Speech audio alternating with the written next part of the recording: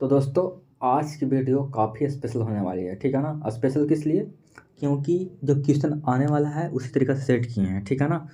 एकदम गारंटी बोल रहे हैं कि इसको पूरा पढ़ लीजिएगा ना तो एकदम पक्का टकरेगा इसमें से बहुत सारा क्वेश्चन, ठीक है। एकदम नो टेंशन लिख लीजिए माथा पर, ठीक है। और इसके बाद क्या करना है आपको, ये प्ले लिस्ट जाके चेक कर लीजिए, ठीक है। प्ले लिस्ट पता है ना कि प्ले लिस्ट कैसे चेक करना है, बताए हैं बहुत बार। तो एकदम सारा क्वेश्चन देख लीजिए, इसमें हम सब सारा कुछ हाईलाइट भी कर दिए हैं, है ना। देख रहे हैं यहाँ पे कलर भी कर दिए हैं ताकि आप बढ़िया से इसको देखें।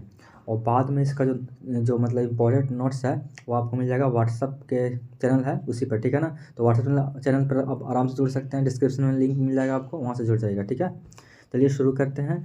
और एक एक क्वेश्चन को देखना है और आंसर भी देना है आपको, ठीक है ना। तो चलिए शुरू करते हैं। तो कह रहा है इसमें पहला ही क्वेश्चन कि रबी फसल की बुआई कब होती है। काफ़ी इंपॉर्टेंट क्वेश्चन है, काफ़ी पूछा गया है, ठीक है ना। कि बुआई कब होती है, कब उसको हम बोते हैं, तो हम बोते हैं अक्टूबर नवंबर में, है ना।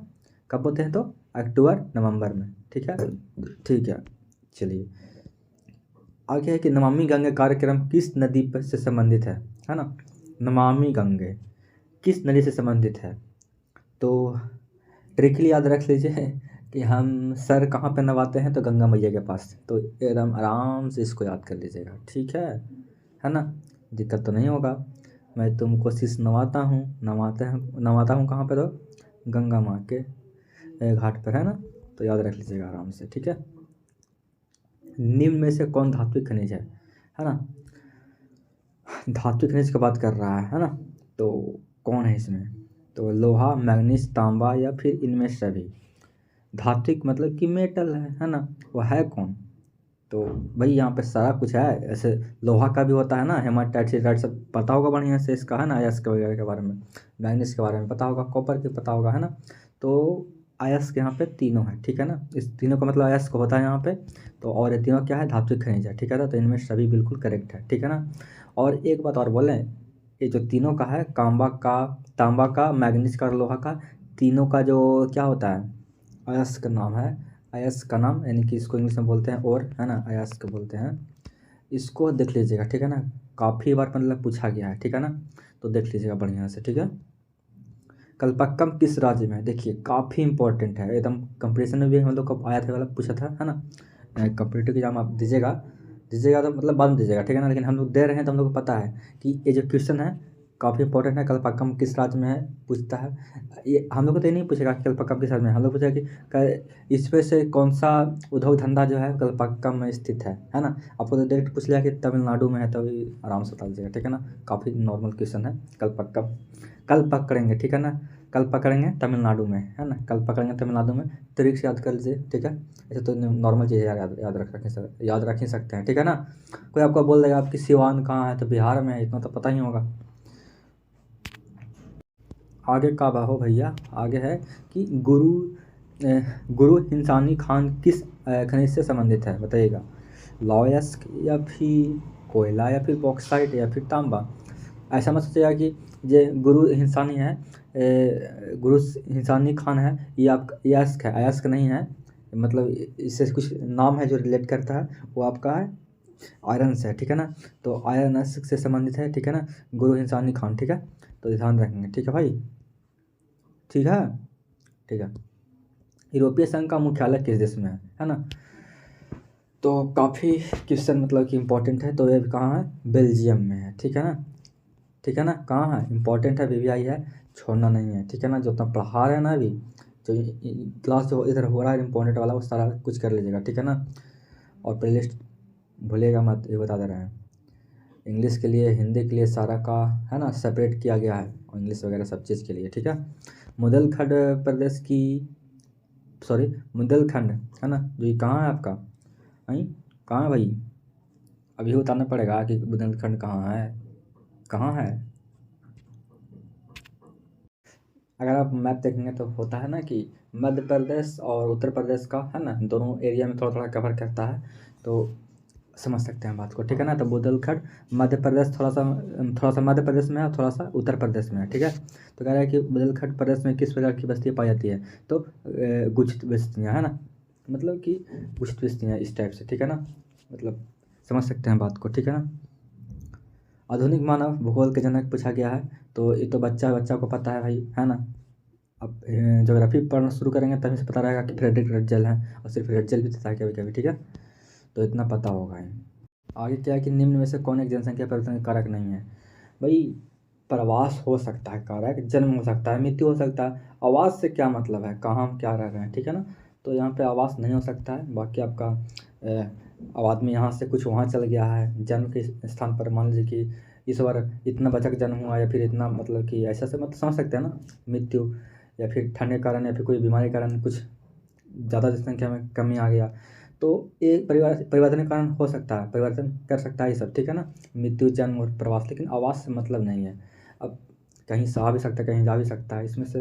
तो इसलिए हम इसको जनसंख्या का परिवर्तन के कारक हम इसको नहीं बोलते हैं, ठीक है ना। इसको कंसिडर ही नहीं करते हैं, ठीक है। आगे देखिए, किस द्वीप में सर्वाधिक जनसंख्या घनत्व पाया जाता है। एक क्वेश्चन है, काफ़ी इंपॉर्टेंट है ये, मतलब कि बार बार पूछा गया है। ये हम लोग को भी पूछा गया है जब एग्जाम देते हैं कंपरेटिव का, तो उसमें पूछा गया था, ठीक है ना। और ऐसे तो आप लोग का ये आएगा ही आएगा, कंफर्म रहिए। तो किस द्वीप में सर्वाधिक जनसंख्या घनत्व पाया जाता है, तो जावा में, ठीक है ना। ध्यान रखें, काफ़ी इंपॉर्टेंट है भाई। निम्न में से कौन सेकंड जनसंख्या वाला क्षेत्र है, तो बता सकते हैं आप, तो कौन सा है, तो दक्षिण पूर्वी एशिया क्षेत्र, यानी कि इसी में हम लोग आते हैं, ठीक है ना। ऊपर की ओर आपको जब वर्ल्ड मैप आप बनाएंगे भाई, है ना, जब वर्ल्ड मैप आप बनाएंगे तो समझ में आएगा कि जब इस साइड में जो है ना, दक्षिण पूर्वी एशिया की तरफ काफ़ी मतलब कि डेंस पॉपुलेशन है, ठीक है ना। डेंस पॉपुलेशन कहने का मतलब कि काफ़ी जनसंख्या है, बहुत घनत्व है जनसंख्या का, ठीक है ना। आगे देखिए कि दक्षिण पूर्व एशिया में जनसंख्या केंद्र क्या है, किस टाइप किस मतलब कि किस भाग में, है ना। किस टाइप नहीं, किस भाग में।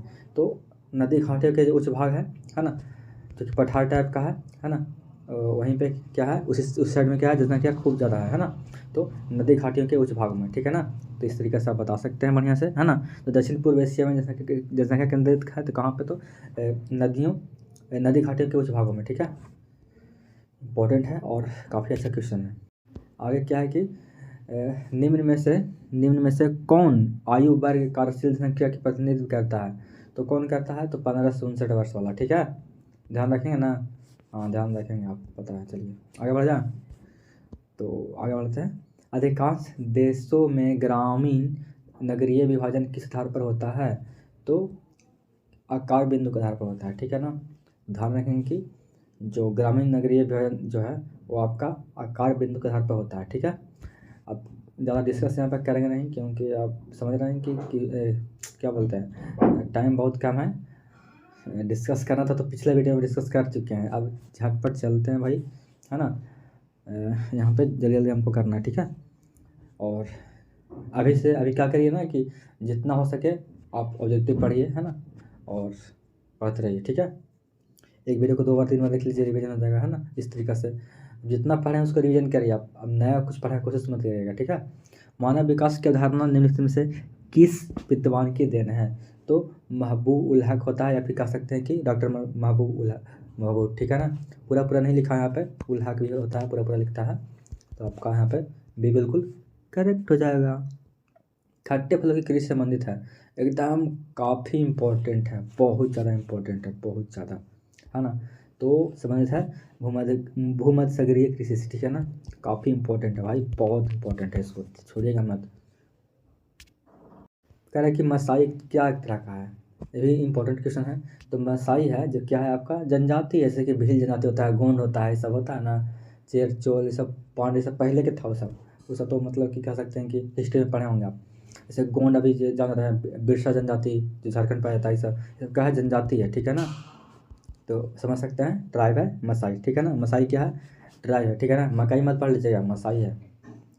चलिए, कह रहा है कि इनमें से कौन सी प्राथमिक क्रियाकलाप है। भाई कृषि होता है जो क्या होता है, फार्मिंग होता है जो पहला में ही रखते हैं, ठीक है ना। उसके बाद तो अपना कुटाना पिटाना सब जाता था, फिर सता सेकंड में जाता था, ठीक है ना। ठीक है, तो आपका एक कृषि है, बहुत इंपॉर्टेंट क्वेश्चन है और नॉर्मल क्वेश्चन है ना, बहुत भारी नहीं है। अब कौन नहीं जान रहा है कि अंगूर की खेती को बोलते हैं विटीकल्चर, है ना। सेरिकल्चर ये सभी कीड़ा के उत्पादन के लिए, पिसिकल्चर मछली वाला, सिंपल है। चावल किस प्रकार के जलवायु का पौधा है, उष्ण है या फिर आर्द्र है ना, उष्ण आर्द्र या फिर शीतोष्ण या फिर उष्ण शुष्क। तो हल्का वो उसमें भी रहेगा और आधे भी रहेगा, समझ सकते हैं बात को, है ना। काफ़ी इसमें पानी का योगदान होता है ना। आगे बात करें कि इनमें से, है ना, इनमें से कौन सी रोपण फसल नहीं है। तो गेहूं को हम लोग नहीं रोपते हैं। हम लोग देहात के लड़का हैं, भाई साहब हैं, आप भी हैं देहात के, हम भी देहात के हैं। अब अंग्रेज तो हम लोग हैं नहीं, तो पता नहीं कर सकते हैं आराम से कि गेहूं को हम नहीं रोपते हैं, है ना। क्या करते हैं, बुन देते हैं, है ना। चलिए, अब कोई बोला कि थ्रेसर देखा है, थ्रेसर, तो थ्रेसर कौन नहीं देखा है। अब चलिए बात को समझ सकते हैं, है ना। थोड़ा सा अपना कॉमन सेंस में लगाएगा, ठीक है ना। अगर क्वेश्चन अगर नहीं आ रहा बनाने, तो क्या करिएगा कि जो आपको ऑप्शन में दिया हुआ है उस पर थोड़ा सा चिंता करिएगा, गहन करिएगा, ठीक है ना। थोड़ा सोचिएगा कि का हो सकता है कि नहीं हो सकता है। थोड़ा सा मतलब कि टाइम दे सकते हैं, अगर आप दिक्कत हो रहा है तो फिर आप अपने आप आंसर निकल जाता है, ठीक है ना। कह रहा है कि इनमें से कौन सी स्वाद फसल है। तो स्वाद फसल कौन इसमें से है, तो मक्का हो जाएगा, ठीक है ना। क्वेश्चन कुछ इंपॉर्टेंट नहीं है, ठीक है ना, पर फिर भी यहाँ पे इंक्लूड किए हैं, देख लीजिए, ठीक है ना। कह रहा है कि इनमें से कौन, है ना, कि इनमें से कौन कि वो किरानी कहा जाता है। तो शुगर केन को, यानी कह सकते हैं कि गन्ना को, ठीक है ना। इसको इनमें से क्या बोलते हैं, शुगर केन, ठीक है। और बता दे रहे हैं, अंग्रेजी का ना जब वीडियो है देख लीजिएगा, प्ले लिस्ट में पड़ा हुआ है, ठीक है ना, इन्हें के भूल जाइएगा।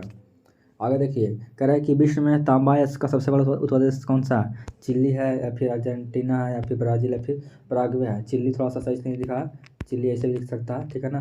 तो चिली है, ठीक है ना। ठीक,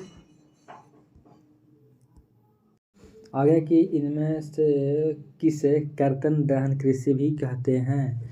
तो बताइएगा, किसे कहते हैं कर्तन दहन कृषि। तो किससे कहते हैं, तो आदिम निर्वाह कृषि को कहते हैं, ठीक है ना। और ऑप्शन पढ़ने जरूरी यहाँ पे तो है नहीं भाई, डायरेक्ट यहाँ पे ऑप्शन देख लीजिए, ठीक है ना। तो कर्तन दहन कृषि किसे कहते हैं, तो आदिम निर्वाह कृषि को, ठीक है ना, जो जीने के लिए होता है, ठीक है। चलिए आगे, निम्न में से कौन सी एक अर्थव्यवस्था में उत्पादन का स्वामित्व व्यक्तिगत होता है। तो पूंजीवाद होता है ना, जो कि व्यक्तिगत होता है, ठीक है। Option number A. आगे है कि पेट्रो केमिकल उद्योग में अग्रणी देश का नाम, है ना। तो सबसे जो आगे है वो आपका इधर कौन है, अमेरिका ही है, ठीक है ना, यूएसए है, ठीक है। उसके बाद फिर शायद आपका सऊदी अरबिया आ सकता है ना। लेकिन क्योंकि ये इतना मतलब कि क्या बोल सकते हैं इसके लिए, तो मतलब गंदा गंदा शब्द निकलता है मुँह से। इतना हरामी टाइप का है यूएसए कि कहना नहीं है, मतलब सिर्फ अपना देखता है फ़ायदा। और मतलब कि जो पेट्रोल वगैरह सब है, ये इसका नहीं रहते भर में भी ना, दूसरे देश पे कब्जा करेगा और समझा समझा कर लूटेगा, है ना। इतना हरामी टाइप का देश है ये। खैर इसके बारे में डिस्कस करेंगे एकदम बढ़िया से, है ना। कह रहा है कि इनमें से कौन सा एक चतुर्थ क्रियाकलाप है। अब चतुर्थ क्रियाकलाप कह रहा है, तो फर्स्ट में आपका कृषि होता है, सेकंड में क्या होता है आपका, उसको बनाना वगैरह होता है ना। और थर्ड में क्या होता है आपका, मतलब कि थर्ड में क्या होता है, जैसे कि आप कह सकते हैं कि उसको बेच रहे हैं, ठीक है ना। और फोर्थ में क्या होता है कि आप एकदम आराम से अपना सेवा ले रहे हैं, है ना, खा पी रहे हैं। तो देखिए, सेवा लेना होता है क्या, चतुर्थ क्रियाकलाप होता है। तो सेवा लेना, इसमें से सेवा कौन सा आप ले रहे हैं, ये तो विनिर्माण हो गया, यानी कि आप बना ही रहे हैं, ठीक है ना। पुस्तकों का मुद्रण, ये भी आपका यहाँ पे कुछ काम चल रहा है, ठीक है ना। सेवा लेना क्या होता है, तो यहाँ पे विश्वविद्यालय अध्यापन, मतलब कि इसमें इसमें हम कुछ नहीं कर रहे हैं, बस हम ज्ञान ले रहे हैं। तो ज्ञान वाला चीज़ होता है वो आपका आता है चतुर्थ क्रियाकलाप में, ठीक है ना। मतलब कि जो यहाँ पे हम कुछ वस्तु नहीं ले रहे हैं, बस ज्ञान ले रहे हैं, ठीक है ना। तो आपका आ जाएगा विश्वविद्यालय अध्यापन, ठीक है। तो ज्ञान वगैरह जो है किसी से ज्ञान लेना आ जाता है कहाँ, किसमें, चतुर्थ क्रियाकलाप में, ठीक है। हेमाटाइट्स के, हेमाटाइट हेमाटाइट है ना, हेमाटाइट, हेमा मालिनी नहीं पढ़ लीजिएगा। हेमाटाइट अयस्कों से किस धातु का उत्पादन होता है, ठीक है ना। तो बताइएगा, तांबा, लोहा, मैग्नीज, या फिर बॉक्साइट। तो बॉक्साइट तो यहाँ पर हो जाएगा एल्युमिनियम का, ठीक है ना। और कॉपर तो आपको बढ़िया से पता ही होगा। लोहा है ना, हेमेटाइट, सिडेराइट, मैग्नेटाइट पढ़े होंगे ना, तो पता होगा बढ़िया से। तो हेमेटाइट किसका रस का है, तो लोहा का, है ना। हेमेटाइट हो गया, सिडेराइट हो गया, मैग्नेटाइट हो गया, है ना। सब बहुत सारा नहीं, बस 4 ही याद रखना, ठीक है। और 3 काफ़ी है जो बताए हैं अभी हम, हेमेटाइट, सिडेराइट, मैग्नेटाइट, ठीक है ना। और एक सिडेराइट भी होता है ना। आगे क्या है कि संसार के प्रसिद्ध वैश्विक नगर निम्नलिखित में से कौन से हैं। तो अगर पूरे संसार में देखा जाए तो आप सुने होंगे कि लंदन जा रहे हैं हम, है ना, न्यूयॉर्क जा रहे हैं, न्यूयॉर्क घूमे जा रहे हैं, है ना, टोक्यो जा रहे हैं। आप देखे होंगे, आप मूवी तो देखते ही होंगे, इतना तो पता है। तो देखिएगा कि बहुत बार इसमें क्या होता है कि मुंह से निकलता है हीरो लोग का, ओ जा रहे हैं टोक्यो, लंदन जा रहे हैं, न्यूयॉर्क जा रहे हैं, पापा न्यूयॉर्क के लिए फ्लाइट कर दीजिए, है ना। तो आपका जो संसार के प्रसिद्ध वैश्विक नगर है वो आपका है लंदन, न्यूयॉर्क और टोक्यो। ठीक है, काफ़ी इंपॉर्टेंट क्वेश्चन है और नॉर्मल क्वेश्चन है। ठीक है, आगे है कि रबर का सबसे बड़ा निर्यातक देश यानी कि एक्सपोर्ट करता है, कहने का मतलब कि बेचता है, वो कौन है आपका, तो मलेशिया है। ठीक है ना। ठीक, आयात एवं निर्यात के 32 बीच मूल्यों के अंतर को क्या कहते हैं। ये क्या है, इसको इरेज कर दीजिए, यहाँ पे थोड़ा सा फालतू फालतू लिखा गया। तो कह रहा है कि आयात एवं निर्यात के बीच मूल्यों के अंतर क्या कहते हैं, तो कहते हैं व्यापार संतुलन, है ना। तो ठीक है, बढ़िया से इसको देख लीजिएगा, क्या कहते हैं, व्यापार संतुलन। आयात कर रहे हैं यानी कि ला रहे हैं अपने देश में, निर्यात कर रहे हैं यानी कि भेज रहे हैं। ठीक है ना, और इसका डिफरेंस अगर देखेंगे तो क्या कहेंगे उसको, व्यापार संतुलन, है ना, कितना हम लोग संतुलन हो रहा है, कितने घाटे में जा रहे हैं, कितने फायदे में आ रहे हैं, सब, है ना।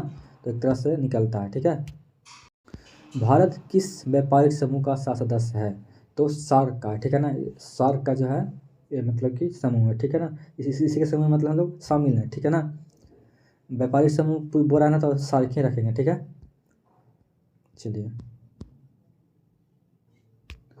जल अभाव वाले क्षेत्रों में किस प्रकार की वस्तुएं पाई जाती है, तो प्रकीर्णन टाइप का। ठीक है ना, जहाँ पे जल का थोड़ा सा दिक्कत है ना। कह रहा है कि 2011 के प्रारंभ में भारत में कितनी मिलियन सिटी थी, तो कितना मिलियन, तो 53 मिलियन। कहने का मतलब कि 1 लाख 10 लाख बराबर 10 लाख बराबर होता है 1 मिलियन, तो 53 मिलियन मतलब कि 530 लाख, है ना। काफ़ी लग रहा है पर यहाँ पे देख सकते हैं। ठीक है ना, भिलाई नगर किस वर्ग का है बताइएगा, तो भिलाई नगर किस वर्ग का है, तो भिलाई है जो का औद्योगिक से संबंधित है। ठीक है ना, इंडस्ट्री से संबंधित है, तो आपका यहाँ पे ध्यान रखेंगे। ठीक है,